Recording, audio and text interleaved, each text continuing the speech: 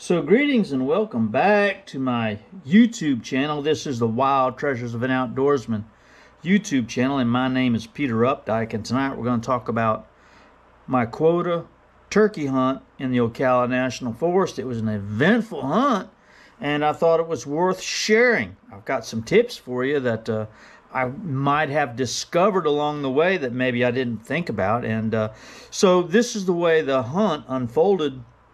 For me, someone asked me how many days do I hunt, how often, what is my hunting frequency, and I hunt on Thursdays and hunt on Sundays, with exception to the quota hunt, which is 4 days, Thursday, Friday, Saturday, and Sunday. Sunday was Easter, so I didn't hunt on Sunday, but I hunted 3 days in a row, and the first day was on Thursday, and it was a nice morning, and it was a good day to be in the woods, but we saw a lot of turkey tracks. I took a buddy of mine and let him come along as my guest, and we saw turkey tracks, we saw gobbler tracks, but we did not hear a single gobble. We hunted in the scrub portion of the pipeline unit. I drew a permit for the pipeline unit, so that was our hunt, and we hunted till about 11 o'clock, and some dudes on motorcycles came roaring past us. And we figured, well, that was enough. We figured we'd go home. And, yeah, that can ruin a turkey hunt. At least it ruins a turkey hunt mentally, right? But we weren't hearing any gobbles, and we were getting ready to go home. We were having breakfast, and those two lads came screaming by us. That's okay. They just want to have fun, too. I don't bash them for that. But they were on a road that was not numbered, and they were driving motorcycles that are not licensed. And both of those are violations.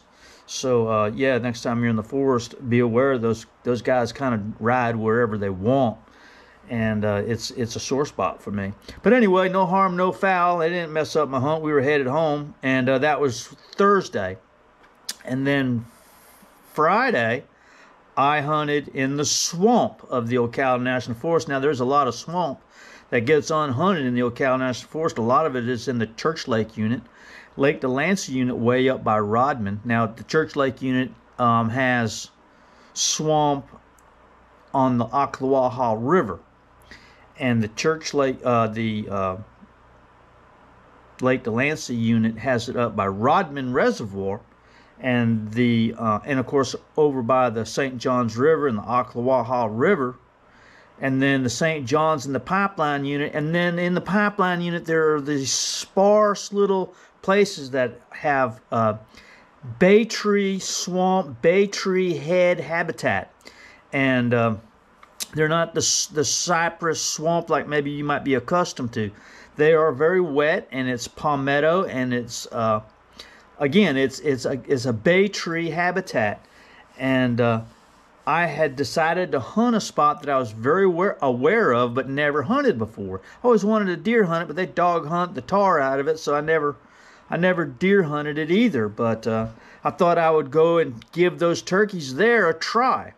So I had made my plans and mapped my route and decided this is the way I would go. So I came in there, I don't know, around 5:30, 6 o'clock in the morning, and found the spot I wanted to hunt in the dark, even though I did no scouting, no preparation at all, just on the computer where I looked for, on the aerial map.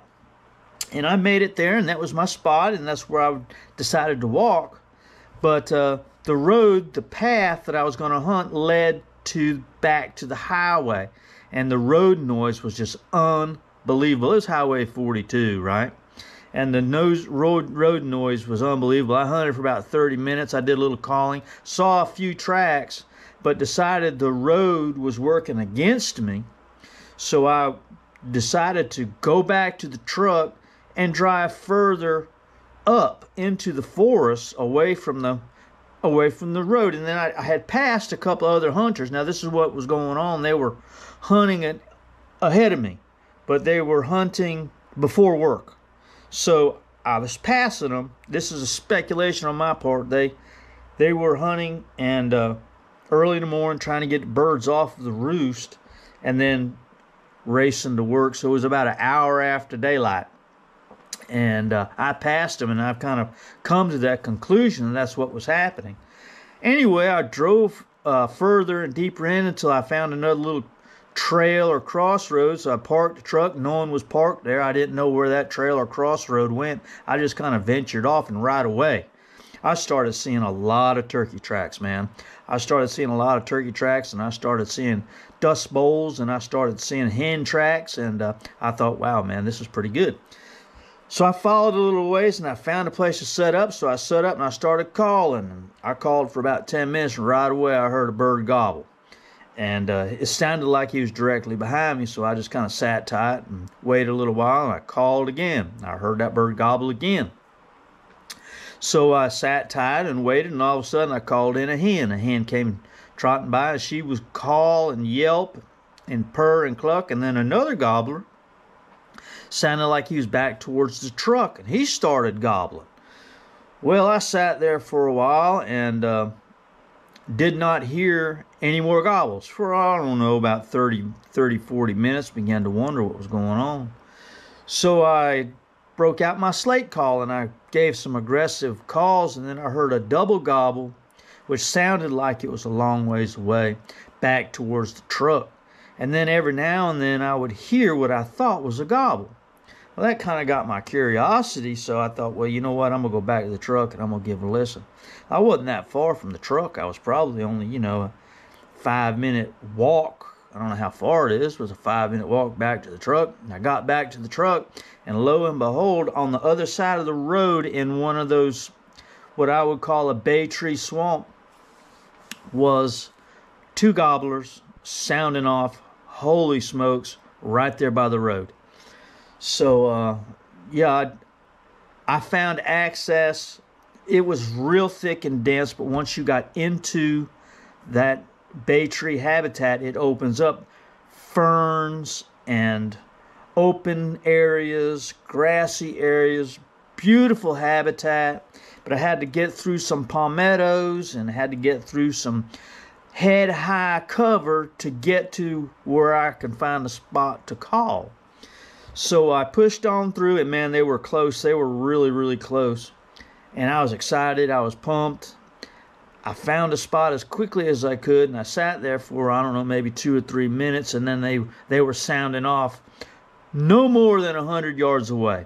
2 birds, and sometimes they were gobbling at everything. They gobbled at the woodpeckers. They gobbled. Motorcycles were driving by on the road. The motorcycles would go by, they'd gobble at the motorcycles. A vehicle came by with no muffler on it, they were gobbling at the vehicle with no muffler on it. They were gobbling at crows, hawks. I would call, and they would gobble.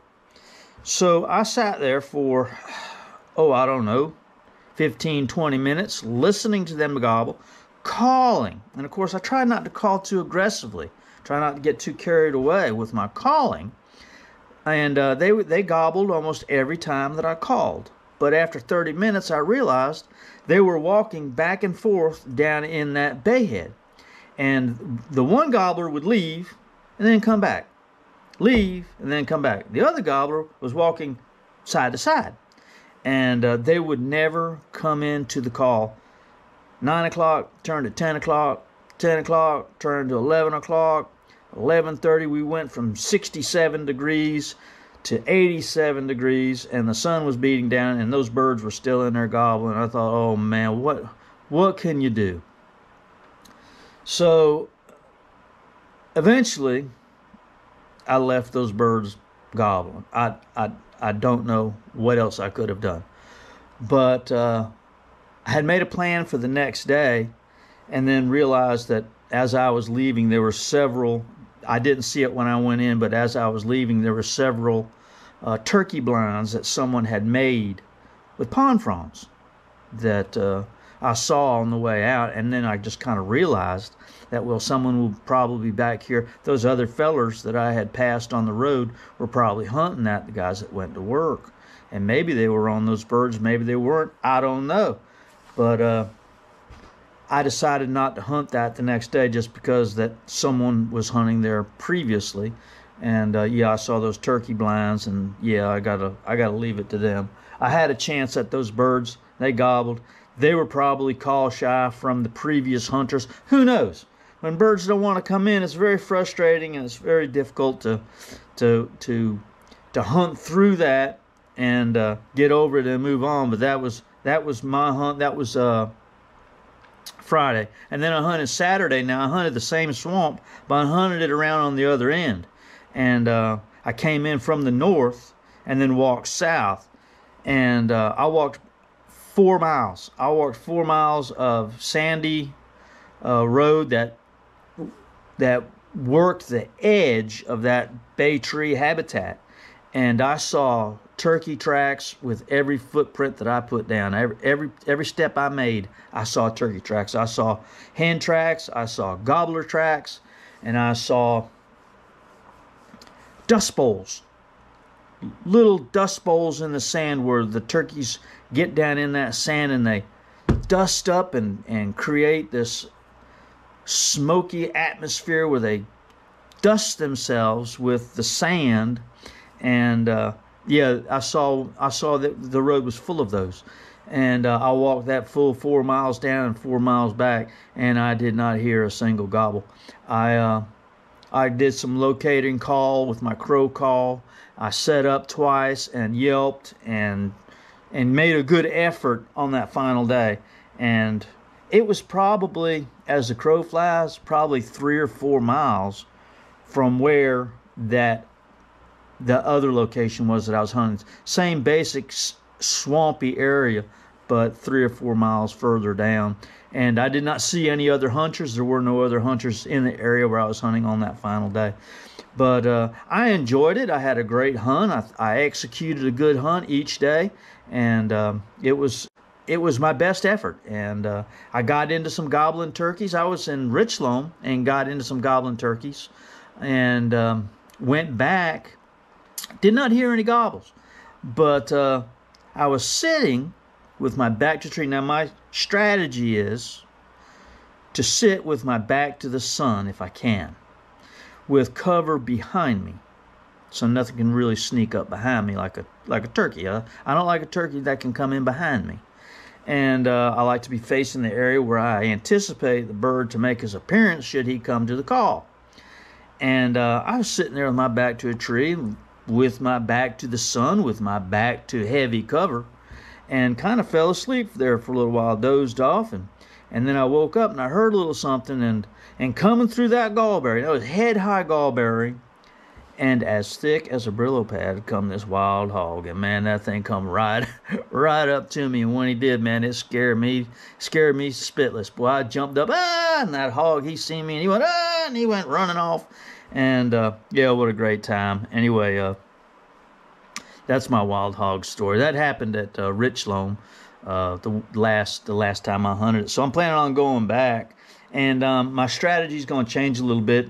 I'm going to probably try and hunt on a weekday and hit as many different spots as I can, trying to locate a bird. I'm going to start using my locator call a little bit more. I'm going to start yelping to see if I can get a bird to gobble. Typically what I like to do is just to go out and get on a spot that's got some sign and do some calling and stay in one spot for the duration of the hunt. But if I had done that on Friday, I would have never encountered those other gobblers.